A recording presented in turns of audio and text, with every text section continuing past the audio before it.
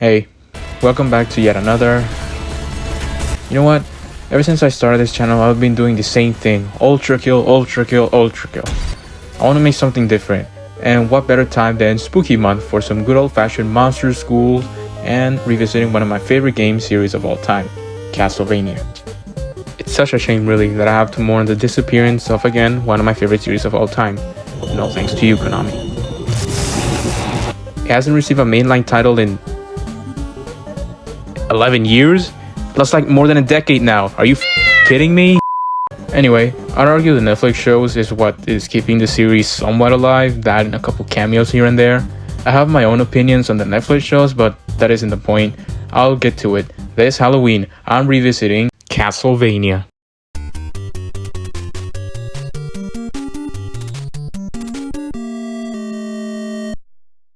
So you step into these hellish grounds, otherwise known as just Romania, fighting off zombies, fish people, and bats. You play as Simon Belmont, the last descendant of the Belmont family of monster hunters, and you have one mission: to kill Dracula and bring everlasting peace to the world. Wait, those are two missions. To defend yourself against all manner of hellish creatures, you use your mysterious magical whip, as well as various sub-weapons, all designed to make your assault on Dracula's castle a cakewalk. Except for the knife, which kinda sucks and occasionally happens to take away a better sub-weapon in your inventory, but I'm getting sidetracked. The hearts in which you collect from candles are... You know what? Take a wild guess. What do hearts usually do in a video game? That's right, they refill your health. Ammo. Hearts are ammo for your sub-weapons. If you're looking for a way to replenish your health, the only way to heal yourself is by finding food inside walls, which makes me wonder, who puts their meat inside walls? What? Yeah, no, take that off the script. At the end of the stage waits a boss, which is really just a bigger bat. It's like stupid easy. The stage earlier gives you an axe, which when thrown travels upwards in an arc. So you throw a couple of those, making sure to grab the double shot here, and hit it a couple of times, and it took me more time talking about the boss than actually killing it did.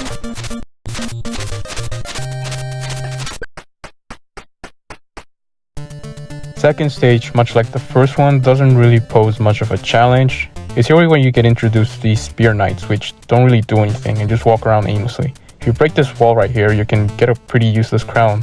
It just gives you points, that's all. I especially like to laugh at this one that's just stuck in a pit. The next room over, you get to meet the infamous Medusa head, which is also pretty underwhelming on its own. Also, make sure not to grab a knife in this candle, like, it sucks. I already told you this. For most of my playthroughs, I always wonder what this part of the castle was supposed to be. The first stage is clearly some kind of entrance, but this stage is just empty orange halls and these random ass spike traps. Speaking of spike traps, in this room they're in insta-kill and I always feel nervous passing through them, but they're no big deal, so you grab the holy water and like kill all these monsters in this hall right here. You face off against a bigger Medusa head. The holy water is by far the most broken weapon in the entire game due to a small quirk it has that when you toss it at an enemy, aside from doing damage, it also stun locks the enemy in place. And along with your whip, you can easily melt any boss's health bar.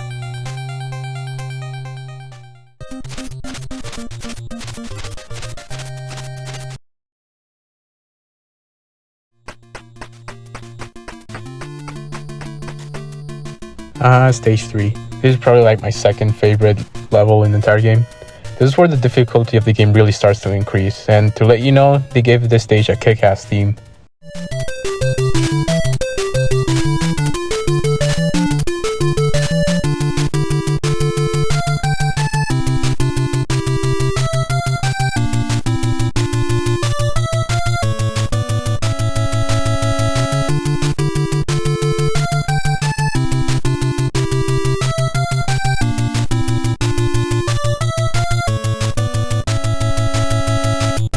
It's here where I again begin to question the architect behind this castle, like, why are all the stairs and platforms placed so randomly? Why does a castle need a bridge several feet above the ground? Why does Dracula's tower keep thing just jut out in the air like an affront to OSHA regulations? You can easily dismiss it as rule of cool, but that's boring. In Symphony of the Night, we learn that the castle in some way is alive, and it changes its form every time it appears. This could be an explanation on why the castle's architecture is just so random. It's just the castle just trolling. It also would explain why you find so much random things inside the walls. Maybe someone else left them there and the castle itself is trying to hide it to sabotage your mission. Spooky stuff. The boss for this level is a pair of mummies, and you can easily cheese the boss by just sitting in this block and hitting them. But because we don't do cheese, for the most part, I wanted to try this legit, and I was almost punished for my hubris. And your reward for beating this boss is breaking your legs.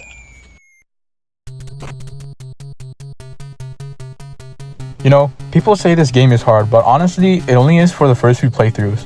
I'm at the point where I played so much that I burned every enemy's attack into my... I was saying that I've memorized every enemy's pathing in my head, and it only takes me about 20 minutes to... Oh, god damn it. Yeah, I just grabbed the stopwatch here to kill that one specific bat. I died like 4 times in total, like throughout my entire playthrough. The first 2 you just saw. This is what usually gets you in these older NES games, like the knockback. If a pit is behind you, like no matter how much health you have, you will die. There's a holy water in this candle, make sure not to miss it, because you will need it. You will need it. But besides that, the rest of this room is not really that bad. It's just moving platforms and just watching out for the fish people and bats. In the next area, you meet the hunchback. You saw them last level, but I generally forgot to talk about them. They just hop around from place to place and are usually only dangerous if you let them be. Just kill them as soon as you land and like you should be fine. Also walk past this fool. That holy water I told you to pick up because you will need it. This is where you're gonna need it. You're gonna use it against these bone dragons. It stops them from moving like up and down and like spewing their fireballs. And like you use the same strategy against the other one and get a triple shot off of him. Remember how we said we don't use cheese? Well, now we do. Not because of Frankenstein himself, but his sidekick, who jumps around like crazy, spewing fireballs. Seriously, I almost died here again. I hate him.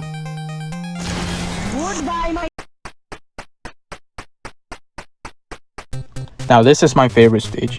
It's a dungeon to keep the victims of the Lord of Darkness, as well as a lab that he uses to experiment on said victims.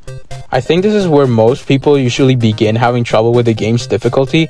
I haven't mentioned it, but from now on, all enemies begin doing even more damage. One hit just drains a quarter of your health, and you start dying pretty easily. As a first-time player, you're most likely gonna get really used to hearing that jingle.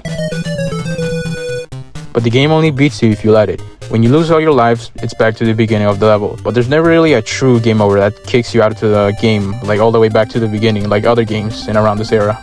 I think most of the deaths would be attributed to this hallway right here, the AVGN hallway, because the game pulls a diabolical combination with its enemy roster. Let me introduce you to a Castlevania series staple. They're quite tanky and unknowingly try to keep their distance and back away, preventing you from hitting them. And if that isn't enough, they also periodically throw these axes around, which you have to also watch out for while you're trying to hit them. It's like there's some kind of axe knight. But here comes another kicker for this hallway.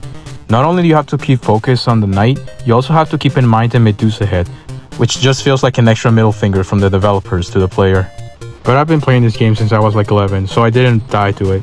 The next big bad is Death himself, whose attacks are very unpredictable, mostly because the sickles he throws at you move randomly around the screen. But you can make the boss fight a complete joke by killing him before he even throws his first attack, by using the holy water, which you didn't drop on the way here. Oh, you did? Well, it looks like it's another game over for you. But not for me. In this channel, we don't do cheese, so we try deathing death to death without the holy water and meet death. So then we try again with the cross this time, and it actually goes somewhat smoothly this time around, ignoring the fact that I almost deathed again right here, and that's level 5.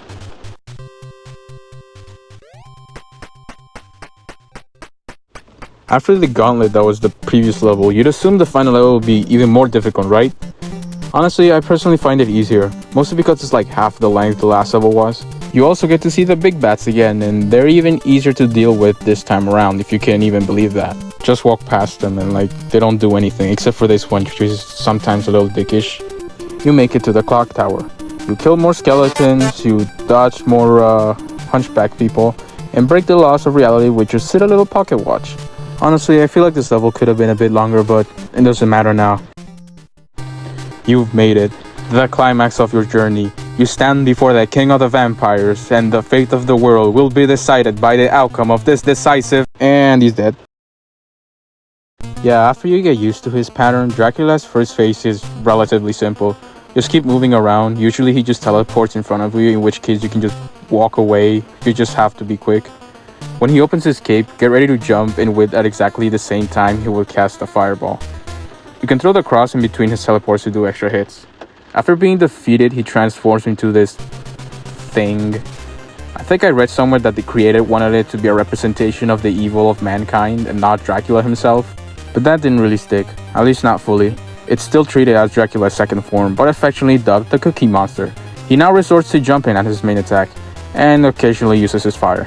If you crouch, 9 times out of 10 he does like a high jump, letting you pass in between. If you want, you can forsake the cross in the first phase for the holy water here. And that stunning thing works wonders here. And with the final crack of your whip, the Lord of Darkness is put back in his grave.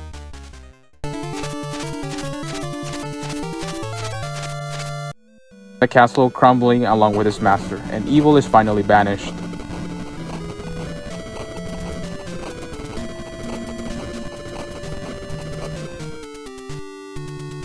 But you should know, evil is not something you can only defeat once. Part of that castle is still standing, waiting for someone to begin the cycle anew.